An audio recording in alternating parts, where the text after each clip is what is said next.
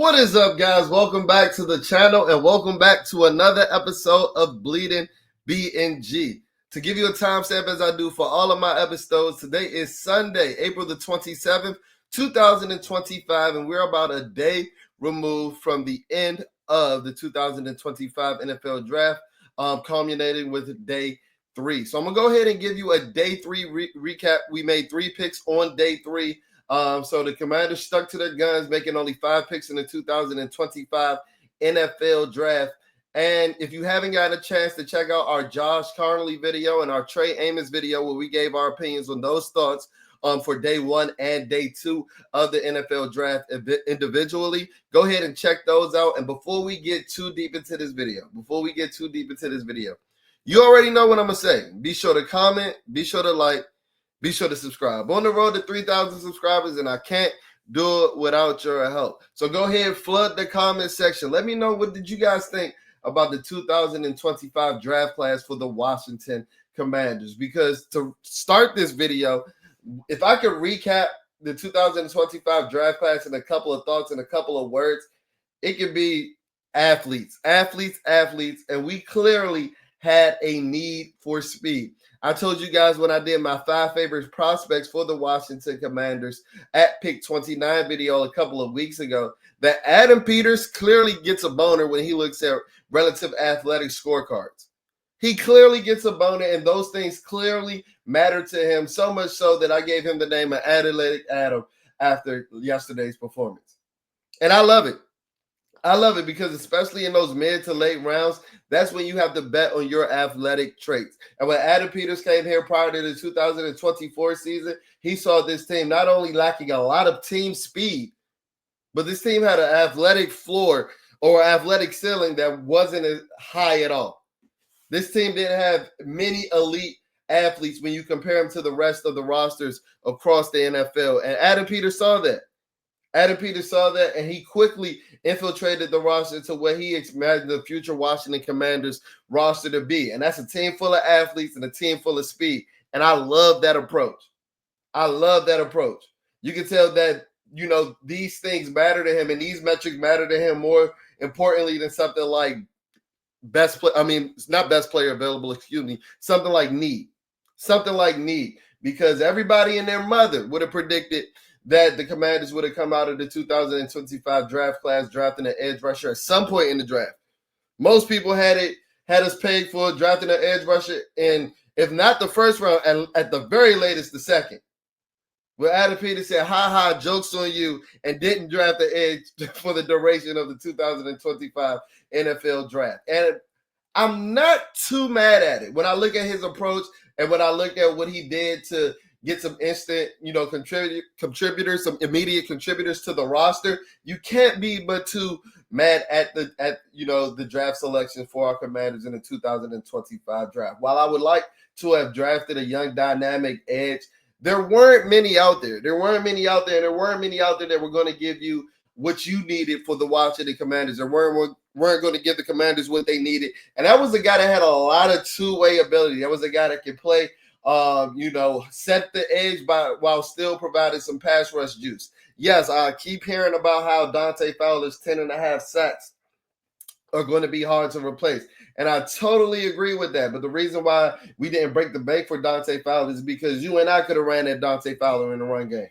You and I could have blocked Dante Fowler in the run game. And I think that, the guys that would have filled that two-way role, like a Michael Williams, went off earlier than expected. And I'm not sure if we pivoted to a guy like Josh Carnley Jr. because Adam Peters said that he was higher on our draft board. It further driven home that approach that at 29 we were going best player available. And I don't think we only did that at 29. I think we did that throughout the entire draft. But I'm going to get into some of Adam Peters' draft trends throughout his first 2 drafts with the Washington Commanders at the end of this video. But let's get into some of the draft selections that we made over the course of the last day or so. So as I started, I said need for speed. Let's recap the draft. Ken Lee Plate, the guy that actually started the raw athletic score. You can follow him on X at MathBomb. He ranked all, the NFL teams according to their raw athletic scores and how it culminates. And the Commanders, just like the 2024 season, finished at the top of the league with the first overall ranking with their pole holder position. So with an average of an 8.986 relative athletic score, with every one of their players qualifying and all of them being in the elite range of over 8.0. So if you want to just talk about the day 3 picks, the first day 3 pick was a 4th rounder, pick 128 in Jaylen Lane, wide receiver from Virginia Tech, who had a 9.57 relative athletic score. Kain Madrano, UCLA linebacker, who was in the 6th round, pick 205, who had a 9.83 relative athletic score. And then our final pick, running back Jacory Croskey-Merritt out of Arizona, with pick 245 in the 7th round, who had an 8.29 relative athletic score. All these guys falling into the elite, and I'm going to talk about these guys individually right now to start. So Jaylen Lane, wide receiver out of Virginia Tech University, guy that I loved, and I didn't necessarily have him pegged to go into Washington. I'm kind of a pseudo Virginia Tech fan. A lot of my cousins went to Virginia Tech in Blacksburg, so I try to stay in tap with the team. That's why I was very familiar with Bayshawn Tutin's game and things of that nature. But I'm also very familiar with Jaylen Lane's game. The reason that I didn't necessarily have him pegged going to Washington pre-draft is because I think that he gives you a lot of, the same skill sets that we have already on the roster, with a shorter receiver who's not necessarily the best route runner and not necessarily the best, prototypical X prototype. But I think I'm even selling Jaylen Lane a little short, saying that his skill set is redundant, because Jaylen Lane is a one-of-a-kind athlete. Jaylen Lane is a one-of-a-kind athlete. I mentioned him having that 9.5 relative athletic score. I'm here to tell you right now, Jaylen Lane would have had a 10.0 perfect relative athletic score if he was a little bit taller. With him coming in at about 5'9", that kind of was the only ding on his relative athletic score metric. It was the only thing that placed him in the red category. But if you can look now from this tweet from Fran Duffy, with a 4.34 in the 40, 11 foot in the broad jump, and a 6.75 in the 3-cone. No wide receiver drafted in the last decade has done that at the NFL Combine. Not Jamar Chase, Christian Watson, or Kadarius Toney. Now, that gives you a wide scale of wide receivers when you mention those 3 names, but Jamar Chase is the best wide receiver in the league. Christian Watson has shown a lot of flashes, and Kadarius Toney has had a couple of Super Bowl moments as well. So if we can get any of that type of production from Jaylen Lane, this is a guy that's going to be a steal of a player with the fourth round pick. Because remember, these are the guys that you're looking to bring in for depth, so they can contribute to the game where it can turn a game on its head. And I think Jaylen, that's just like a cherry on the top. And I think that Jaylen Lane has that type of capabilities. He tested very similar to a guy like Tyreek Hill, who was a day 3 pick that provided that instant contribution, becoming a Pro Bowl and an All-Pro selection in his rookie year. And speaking of Tyreek Hill, he didn't get that All-Pro wide selection at wide receiver, in which he would ultimately get later in his career. He had that as a return specialist, and I believe that's the number one reason why we brought in a guy like Jaylen Lane. If you heard Adam Peters talk to Jaylen Lane in the draft call after they selected him, he said he was the number 1 punt returner on the board. And I think that we were just looking for some more juice on special teams. While I liked what Austin Eckler and Luke McCaffrey did on kick return, I think we left a lot of yards on the field in the punt return game, especially after early in the season, after, I think it was the Chicago Bears game where Olamide Zaccheaus dropped a couple of fumbles in that game. It seems like he never was interested in returning another punt from that point, just fair catching it a la Dax Milne. Whoa, that's a name. Haven't heard that name in a while. But a guy like Jaylen Lane with these athletic measurables and, how dynamic he is with the ball being in his hands, this is a guy that's not only going to give you some juice on special teams, but I'm pretty sure that Cliff Kingsbury is going to find a way to get the ball in his hands. And now we just got a whole bunch of guys that can make magic with the ball in their hands. I know Terry's older, but just in one of the last games that he played, you saw against the Detroit Lions, you saw what he could do with the ball in his hands after the catch, splitting the defense and taking the ball to the house. Deebo Samuel hasn't shown it in a while, but with his running back background, when he gets the ball in open space, that can go to the crib as well. And then you get the fastest of all those guys Is Jalen Lane the fastest Washington Commander on the roster? I know he's the fastest wide receiver. I know he's the fastest running back. Is he the fastest defensive player as well? Jalen Lane might very well be the fastest Washington Commander. And you can never scoff at adding team speed. Like I said, I think that was Adam Peters, one of his true intents, and one of the things that he was adamant on doing going into the 2025 draft. So I'm super excited. Not only do you get the protection for a guy like Jaden Daniels, the franchise, who ultimately everything about the 2025 draft is about building around the future, because you ain't going to do nothing. You ain't going to do nothing this weekend that'd be more important than number 5 down in the burgundy and gold. But get him some protection in Josh Connerly, and then getting him a weapon, a dynamic weapon such as the likes of Jaylen Lane, can only elevate the best rookie season that we saw in NFL history. So moving on to our next draft pick, it was linebacker Kain Madrano, who was a linebacker out of UCLA. And according to the relative athletic scorecard, he was the best athlete in our entire draft class. So he's the athlete of all athletes, topping out as the best athlete in the best draft class as far as relative athletic scores. This is a 6'2", 222-pound linebacker, so he's a tad bit undersized. And that was the only thing as far as the relative athletic score that, didn't test out as elite or great. And I want to say this before I get too deep into this video. Guys, the relative athletic score is just a tool to help you evaluate players. I'm pretty sure Adam Peters, Lance Newmark, and the scouting staff and the scouting team over there at Ashburn, they've been grinding the tape as well. I'm pretty sure they went with guys whose, relative athletic scores matched up with what they saw on film. While I made that joke that Adam Peters gets a boner when he looks at relative athletic scores, he might get an even bigger boner when he looks at game tape, especially coming from another UCLA Bruin like he is, and a guy like Kain Madrano.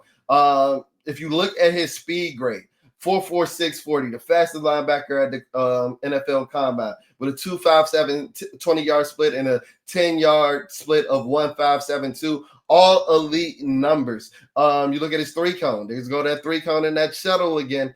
Something that I told you Adam Peters is very fond of as well. Elite as well, with a 4.28 short shuttle and a 6.96 3-cone. 39-inch vertical, 10-foot broad jump. I told you, this is the athlete of all athletes. One thing that you can guarantee or you can bet on with this athletic profile is that he's going to come in and be an instant contributor on special teams. And that's honestly all you can ask for from a 6th-round pick at pick 205 overall. At pick 205 overall. But when you betting on these athletic traits, like the guys that we betted on day 3, they have a ceiling where they can potentially become more.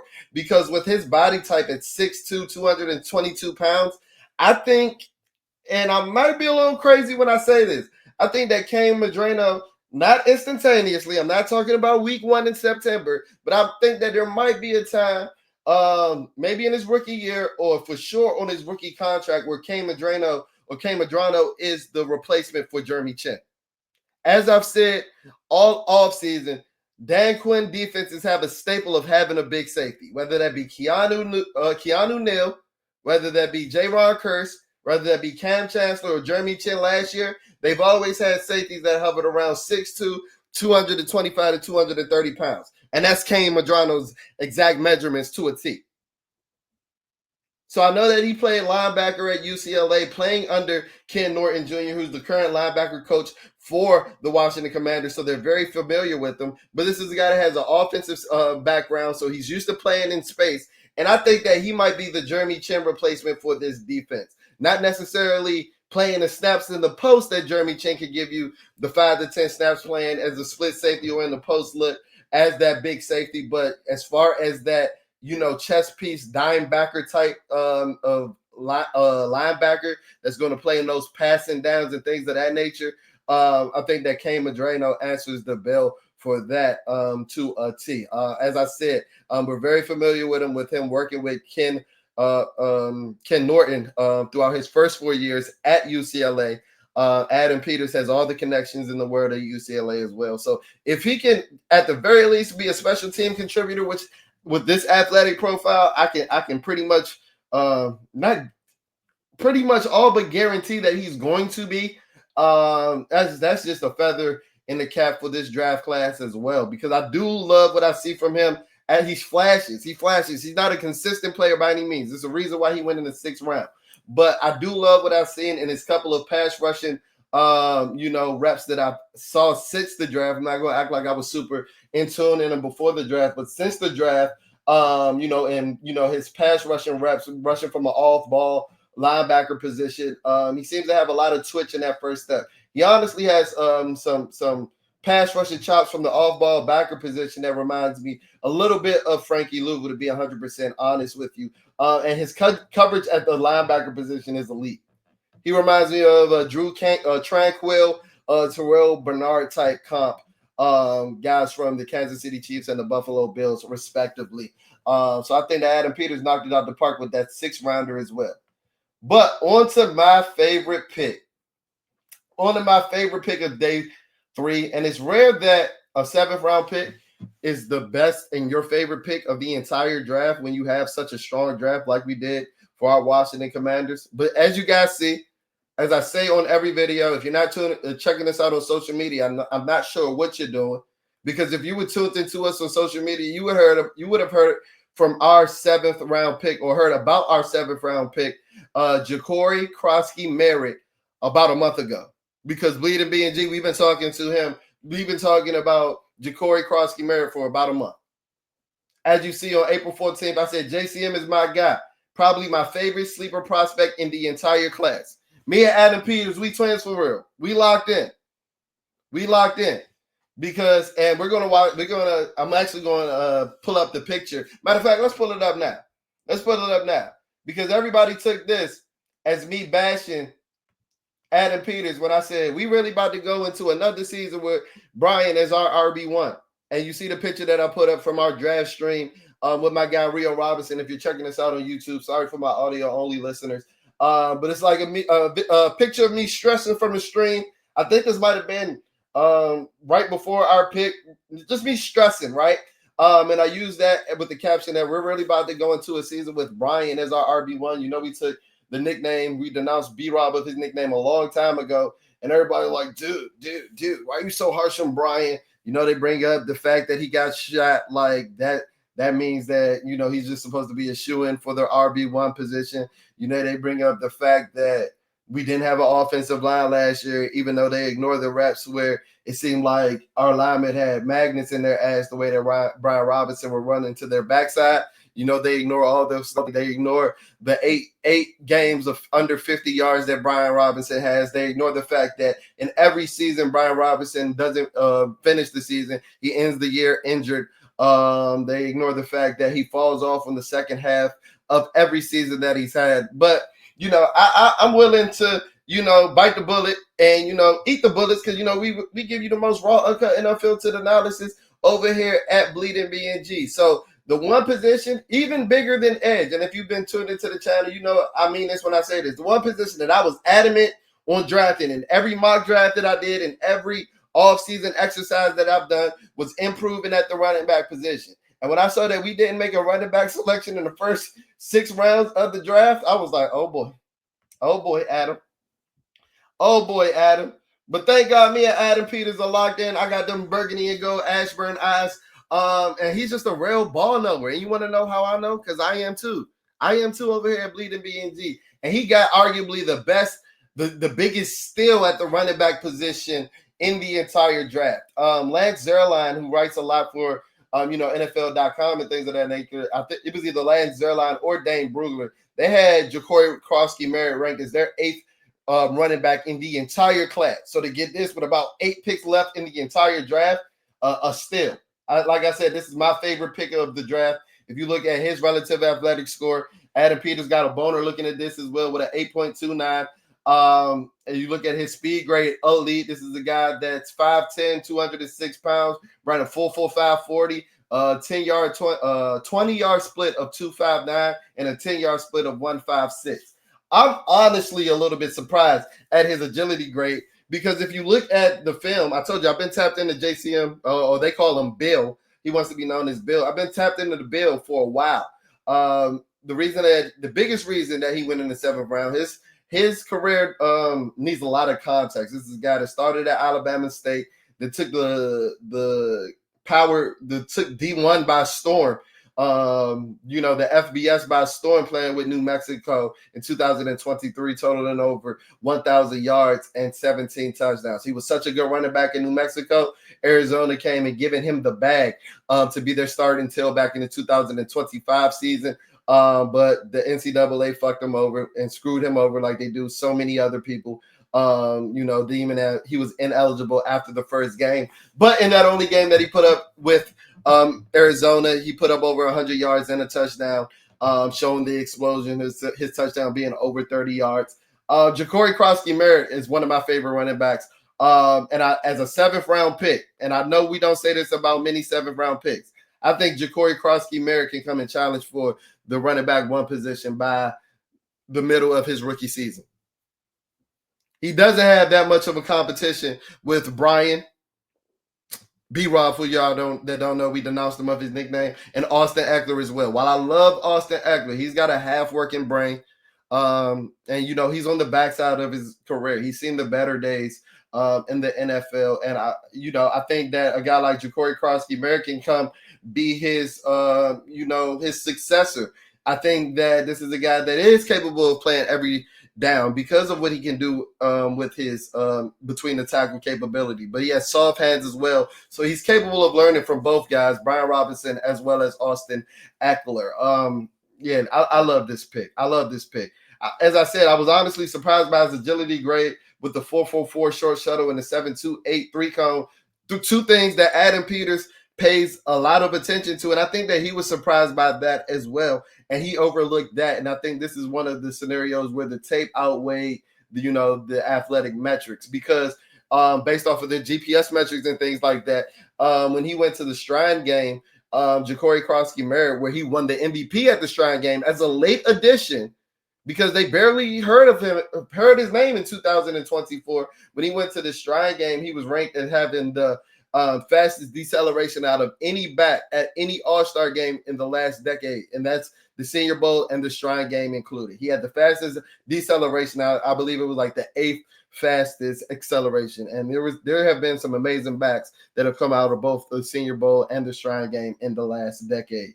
So I love this pick as well. My favorite pick, and overall, as I've said before, we see that Adam Peters clearly had a need for speed.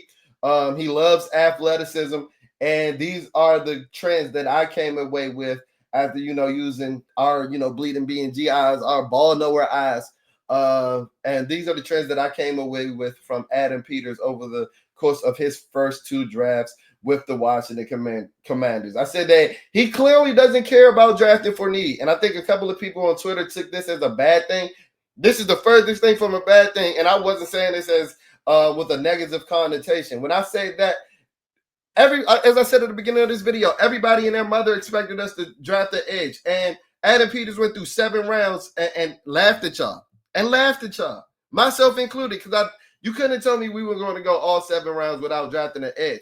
And he's clearly fond of drafting best player available, and that's not just with the Josh Connerly pick. You can go back to last year and drafting Johnny Newton in round 2. He clearly doesn't care about drafting for need. He just cares about bringing in the best football players. Players with high relative athletic scores are clearly a plus.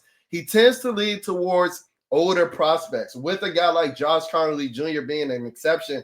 Josh Connerly Jr. was only a 3-year junior coming out of Oregon. But if you look at a guy like Jacory Croskey-Merritt, he'll be 24 when the season starts. Trey Harris was a 5th-year senior coming out of Ole Miss as well. Kain Madrano is a 5th-year senior coming out of UCLA as well. So he tends to lean towards older prospects. I don't know if this is a trend because we have to raise the floor of our team, and he's looking to do that with some guys that are coming to contribute instantly, or is this just due to the current climate of college football where guys are staying in longer to make bigger bags with the NIL and transferring and things like that? I also mentioned that he loves guys that have been through multiple schools and programs. Trey Harris, Jacory Croskey-Merritt, those guys, along with the likes of Jaden Daniels last year, Luke McCaffrey last year. He clearly doesn't mind guys that have been through multiple schools and programs, played through multiple systems, played and learned multiple playbooks and things like that, because it shows them they've been through the wire. And I can't I'll be remiss to mention the fact that in his draft call with Jacory Croskey-Merritt, he just mentioned how he loved the fact that, Jacory Croskey-Merritt got it the hard way, playing at 3 schools, being ineligible, playing as a practice player at Arizona. So he clearly loves the guys that have been through the fire, as well as team captains. He's all about having leaders and guys that love football. One of the biggest reasons why I wasn't too shocked that we passed on Mike Green, because I think that he was also one of those two-way edges that could have helped, along with Michael Williams that I mentioned earlier in the episode. But with his sexual assault allegations, it wouldn't have surprised me if he was off the board and not deemed as a commander tag type player and all. But all in all, Adam Peters had a need for speed. Word to the early 2000s PlayStation 2 video games, some of the greatest games of all time. And he loved him some athletes. He gets him a boner when he looks at relative athletic scores. And I don't mind that approach. He's clearly taking the best player available approach. And I think we got better today than we were Thursday morning. So that'll do it for this episode of Bleeding BNG. Let me know how you feel about day 3 of the draft. Let me know how you feel about the entire draft. How do you feel like we did? Do you think we could have got better? Give me your draft grades. And as always, if you're not following us on social media, what you doing? Go ahead at Bleeding BNG, BLEEDING BNG. That's Instagram. Our X handle is spelled a tad bit different. That's BLEEDIN BNG. So there's only one G in our X handle. If you're listening to us on audio-only platforms such as Spotify or Apple Podcasts, please leave a ranking. Please leave a review. That's how we finesse these algorithms, so that when you're searching anything Washington Commanders, Bleeding BNG is that #1 content hub that pops up in your search bar. As always, if you're checking us out on YouTube, be sure to comment, like, subscribe, and I'll check in on y'all on the flip side. We got a lot better as a Washington Commander family today. We got a lot better as a Washington Commanders family this weekend.